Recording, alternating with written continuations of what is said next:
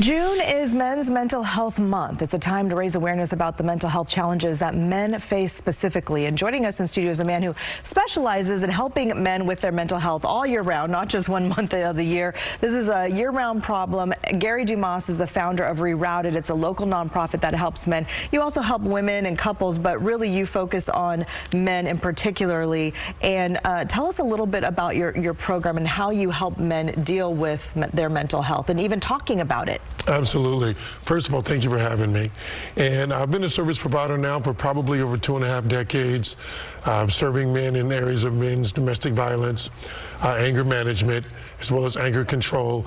I call it emotional fitness. One of the reasons why is because when I would get referrals, a lot of men would refute or deny that they have issues with emotional dysregulation. So I come from a different perspective, because to get someone to admit to having a problem with anger is a lot less likely.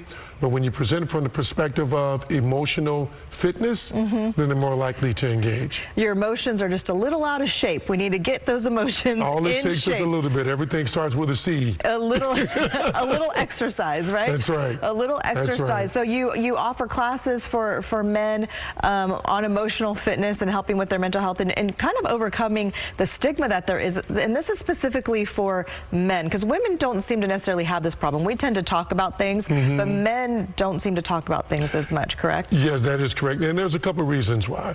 One is, well, actually 3 reasons to be specific, but yet brief.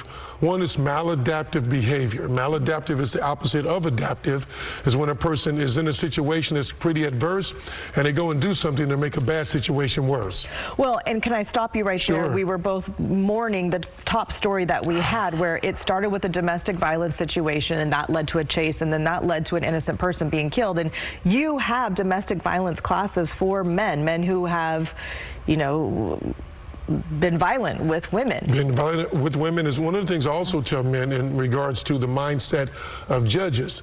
A lot of times the men feel like, you know what, this punishment was too harsh, or they're making me go to these classes, until they actually take the classes and they realize, and I tell men all the time that a lot of times judges will have men still take the classes, not always for what they've done, but what they will likely do. And so it's also a preventative measure. We prefer prevention over intervention any time, but in case things happen, we're there to support. Well, and like the situation that happened tonight, you feel like that's something that it could have been prevented had that person gotten into a domestic violence class like at ReRouted's. No question about it. The percentage would be a lot higher had that gentleman, because we don't know, we don't have any evidence to support that. I haven't had any conversation with the gentleman, but very likely had he been involved in a situation where there's domestic violence content in an environment where he felt comfortable, where we touched on areas that's relevant to his concerns, then definitely would have been a lot less likely of an income. How can we help the men in our lives? And I'm speaking as a woman, but how can all of us help the men in our lives with mental health and talking about it and opening up conversations? Well, without making everything too clinical, that's the first place to start. It's just, first of all, want to help. Because most men, when I talk about cognitive distortions, in their mind, they believe, most of them anyway, that nobody wants to help, that nobody really cares, that in the event that they do open up, is only going to either work against them, backfire, or something to those lines. So just helping a man to realize that, you know what, trust is big with men. Trust, more than anything, is the biggest thing when it comes to men. Men have to be able to trust you. One of the ways that trust is established is by being transparent and being okay, being vulnerable. For myself, I'm comfortable. I want men to know they're in a safe environment. Men, and I say this all the time, women are more likely to kind of go along with you a little bit for a while, but men, they won't unless they trust you.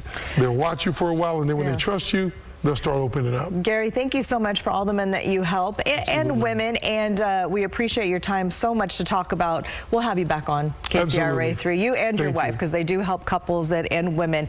You can check out their website, ReRoutedU.org, for more information. We'll also link all of this to KCRA.com. And this is a nonprofit. They do offer these classes for free, but they needed, you know, we have to raise money for that. And ReRouted held a fundraiser earlier today for their program. It was a pickleball tournament, and it was the perfect day for pickleball at Casumas River College in Sacramento.